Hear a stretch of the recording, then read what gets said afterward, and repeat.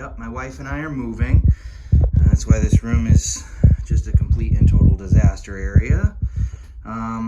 But, you know, one thing that's great about this is because our landlord jacked up the, well, not our landlord. Our landlord had to sell the place because the prices got so jacked up.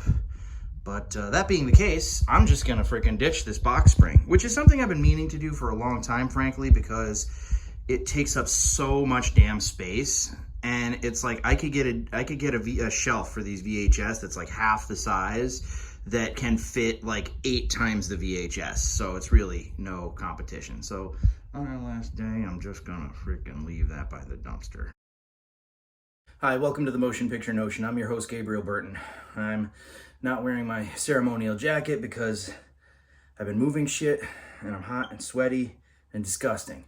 But I figured that I owed it to this place to film one final episode of the Motion Picture Notion here before we move. So this is an idea that I've had for a while, but I just got a new batch of VHS. I'm sorry, I'm shot. My brain's following 5 feet behind me.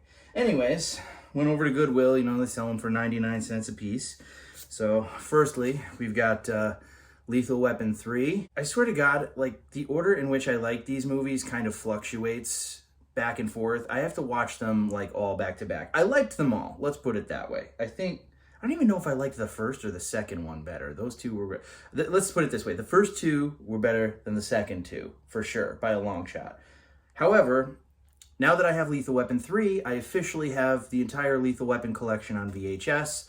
Top Gun, VHS in pretty damn decent condition, not gonna lie. 80s classic and, you know, an essential for your video library, I would say. Wayne's World, great 90s classic. In my opinion, probably Barb and Star was pretty good, but probably my favorite SNL movie, I would say. Speed. Oh, you know, this reminds me. So I have HBO Max now, and I started to watch Speed 2, Cruise Control, and I fell asleep while watching it. I do not remember much of it at all, but what I saw, I think, was pretty bad. And of course, you know, across the board, critics thought that movie was crap. But it's been a while since I've like really torn a movie apart, because even when I recognize that a movie's shitty, if it's entertaining, I'm still likely to say, oh, I love this movie. I think that Speed 2 might just be that film that I have no problem completely like verbally eviscerating. So I'm gonna have to watch that soon and do a review. Kind of excited about that. Ace Ventura: Pet Detective. Before I was really allowed to watch horror movies like crazy, I watched Jim Carrey. You know, it was the late 90s, and like most kids my age, I was a huge Jim Carrey fan. I also do have Ace Ventura: When Nature Calls, so now I've just completed that collection. Star Trek Generations and Star Trek First Contact. Generations, surprisingly, it got only like kind of mediocre reviews, and I always thought it was great. I mean, Malcolm McDowell as the villain, and you got Kirk and Picard working together. It's, you know, it's a fun one. And Star Trek First Contact, personally, I don't know, man. That's up there with Star Trek 6 and like The Wrath of Khan and stuff. This is, I mean, hands down the best Next Generation movie.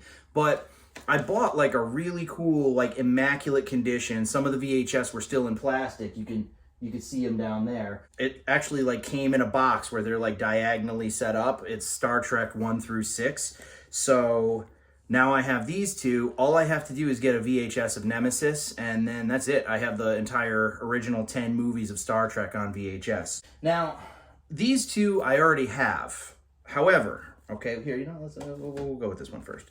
Okay, The Lost World, Jurassic Park, still has the plastic that it came in with a promotional free Lost World binoculars when you buy this video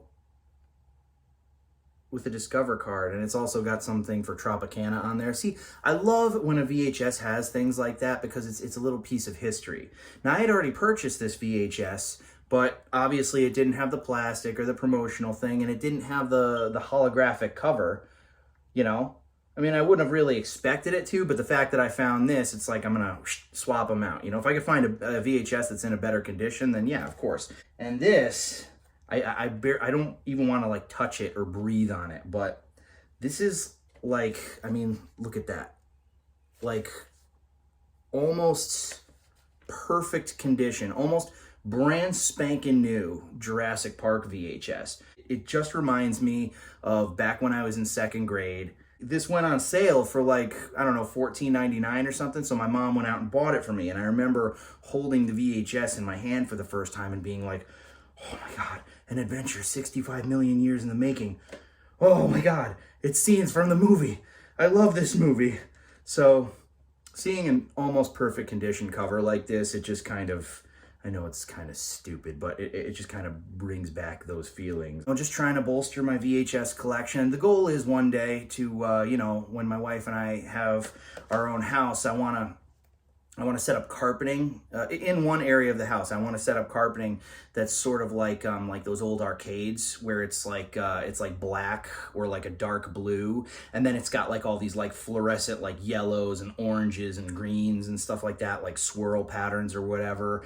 And I want to have like one portion of the room like dedicated to VHS. I want to have like a section that you can walk into that is just like VHS, VHS, VHS, and I want to get like some sort of a fluorescent sign. I mean, shit, dude, I was never a huge fan of Blockbuster Video, but maybe even one of those. I've seen those going on eBay for like friggin' $300. Yeah, grab one of those and hang it up there and just have like that video store experience when you walk into my man cave. I mean, that's in the future, but that's the goal. After this, I'll give you guys a tour of the new place, at least the new room that I want to use as a studio. Still don't know exactly how I'm going to set it up, but, you know, we'll figure it out. Here goes. So, thinking this is it. The landlord's got this exercise equipment that says he's gonna get out of here. Got some closet space in here. I was actually thinking maybe this would be where we put our cat's litter box, but if he doesn't move that could maybe be my new phantasm shrine. But I mean, there's some good light coming in through these windows, so this should be about where I set up the camera. I don't know. I mean, I could literally just do it front and center right here. I could sort of maybe do like one of these, have a shelf, something like that. Maybe I could even like Chris Stuckman style, you know? Have all my DVDs and stuff in the corner and film it there. Anyways. And I also got this, an It 2 VHS set. The cover is a little dinged up, particularly on this side, but I didn't even know that this existed, honestly. It's got a cover like the book, and apparently it's somewhat rare. So, yeah, forgot to mention that. And that's all she wrote.